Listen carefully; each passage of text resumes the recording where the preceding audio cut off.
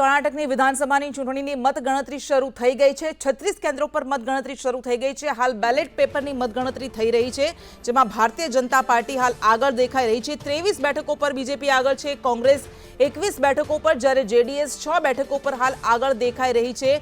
આ દ્રશ્યો જે અમે આપને બતાવી રહ્યા છે, આંકડાઓ ધીમે ધીમે વધતા જઈ રહ્યા છે આગળ। બીજેપી 31 બેઠક પર, કોંગ્રેસ 26 બેઠક પર અને જેડીએસ 6 બેઠકો પર આગળ છે। એટલે હાલ આ બેલેટ પેપરની ગણતરી થઈ રહી છે, જે સરકારી કર્મચારીઓ મતદાન કરતા હોય છે તેની મતગણતરી શરૂ થઈ છે અને ત્યારબાદ એક્ચ્યુઅલ પરિણામ આવવાના શરૂ થશે અને ચિત્ર ક્લિયર થશે કે ખરેખર કોણ આગળ આવી રહ્યું છે। કર્ણાટકના શરૂઆતી વલણમાં હાલ ભારતીય જનતા પાર્ટી આગળ દેખાઈ રહી છે।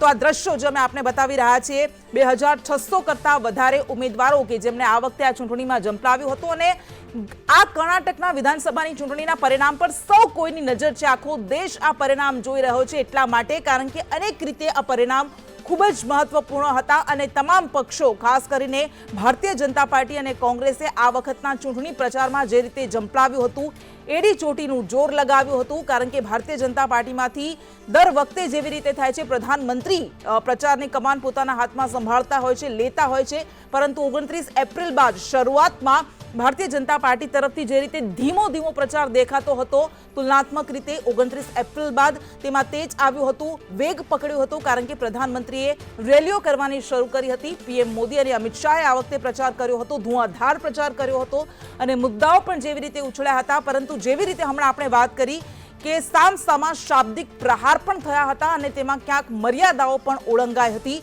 હવે આખરે પરિણામ આવવાના શરૂ થઈ ગયા છે, ત્યારે કયા મુદ્દા અસરકારક રહેશે તે દેખાશે પરિણામ બાદ, પરંતુ હાલ શરૂઆતી વલણમાં ભારતીય જનતા પાર્ટી આગળ દેખાઈ રહી છે અને લગભગ નજીક આવી ગયા છે। બીજેપી 32 બેઠક પર આગળ છે, કોંગ્રેસ 31 બેઠક પર આગળ છે અને જનતા દળ સેક્યુલર 7 બેઠકો પર આગળ છે।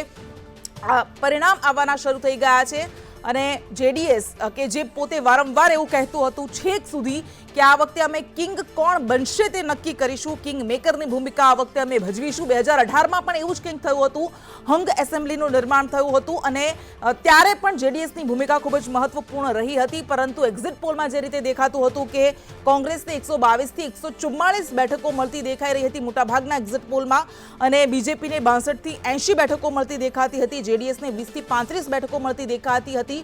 જો ખરેખર એક્ઝિટ પોલ પ્રમાણે પરિણામ આવશે તો જેડીએસની ખરેખર કિંગ મેકર તરીકેની જરૂર નહીં રહે, પરંતુ જો હંગ એસેમ્બલીનું 2018ની જેમ નિર્માણ થશે તો આ વખતે પણ જેડીએસ પર સૌ કોઈની નજર રહેશે અને શરૂઆતી વલણમાં અત્યારે દેખાઈ રહ્યું છે કે કોંગ્રેસ ભારતીય જનતા પાર્ટી કરતા આગળ નીકળી ગઈ છે। કોંગ્રેસ 40 બેઠકો પર આગળ છે, ભારતીય જનતા પાર્ટી 36 બેઠકો પર આગળ છે, જ્યારે જેડીએસ 9 બેઠકો પર આગળ છે। એટલે આ શરૂઆતી વલણોમાં અત્યારે કોંગ્રેસ ભારતીય જનતા પાર્ટી કરતા આગળ નીકળી ગઈ છે। બેલેટ પેપરની હાલ મતગણતરી થઈ રહી છે અને શરૂઆતી વલણમાં કોંગ્રેસ પહેલી વખત આગળ દેખાઈ રહી છે।